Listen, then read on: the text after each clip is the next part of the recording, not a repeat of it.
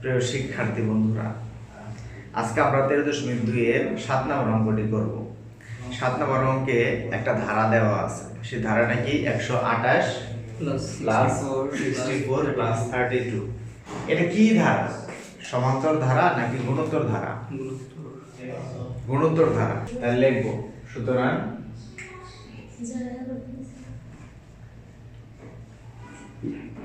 সুতরাং ধারাটি গুণোত্তর।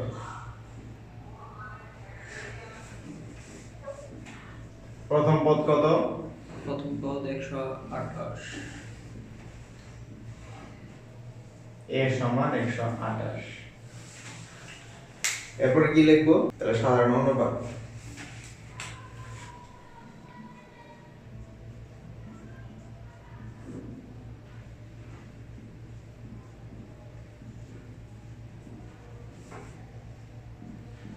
আর সমান 64 ভাগ 128। মানে দ্বিতীয়টা উপরে লিখতে হবে, 2 নম্বরটা উপরে, 1 নম্বরটা নিচে। কত আসে? 2 আসে, হাফ আসে। আচ্ছা, এ পেয়ে গেছি আর পেয়ে গেছি। আর প্রশ্ন বলছে কোন পদ হাফ হবে?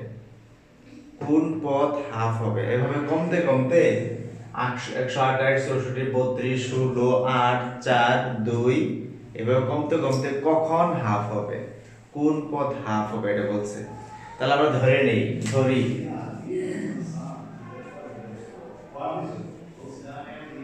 ধরি n তম পদ সমান হাফ। কোন পদ আমরা জানি না, এই যে ধরে নিয়েছি n তম পদ সমান হাফ। এখন n তম পদের সূত্র কি? a r n মাইনাস সমান হাফ। এর মান কত? 128। n 128 লিখব, গুণ r এর মান কত?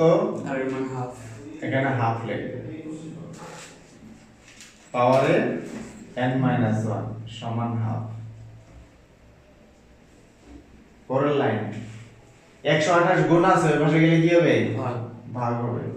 তাহলে এই পাশে থাকবে হাফ পাওয়ার n মাইনাস 1। এটা হচ্ছে 2 ইনটু 128। বুঝছো? এখানে কিন্তু গুণাকার ছিল, ওই পাশে ভাগ মানে তো নিচে, কিন্তু নিচে তো একটা সংখ্যা আছে, নিচে সংখ্যা থাকলে তার সাথে গুণাকার হবে। পরের লাইন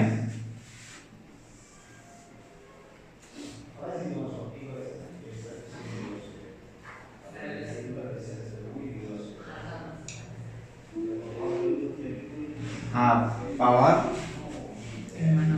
n মাইনাস 1। এখন এটা তো হাফ, এটা তো হাফ, মানে 2, নিচে 2 এর সাথে 128 গুণ আছে, গুণ করলে কত হবে? 256। নিচে কিন্তু 2 আছে, 2 এর সাথে 128 গুণ হয়ে আছে, গুণ করলে কত হয়? 256। এখন বাম পাশে হাফ আছে, ডান পাশে আমাদের হাফ বানাইতে হবে। এখন পাওয়ার কত লিখলে, এই জায়গায় কত লিখলে 1/156 হবে? তাহলে এখানে হবে 8। দুই পাশ থেকে কি বাদ যাবে? স্যার ওই যে হাফ বাদ যাবে, হাফ। এই যে 1/2 বাদ যাবে, দুই পাশে যেটা মিল থাকে ওটাই বাদ যায়, সেটা পাওয়ারে হোক আর নিচে হোক, দুই পাশে কিছু মিলে গেলে ওটা বাদ যায়। তাহলে হাফ বাদ দিলে তাহলে থাকে কি? n minus 1 এই পাশে কি n minus 1 থাকে, ওই পাশে কি থাকে? 8 থাকে। তাহলে n সমান কি হবে? 8 প্লাস 1 মাইনাস 1 এর পাশে গিয়ে প্লাস হবে। তাহলে 8 আর 1 যোগ করলে 9। তাহলে आंसर কি হবে? आंसर আমরা কি লিখব? লিখব যে 9 তম পদ হবে, 9 তম পদ হবে হাফ।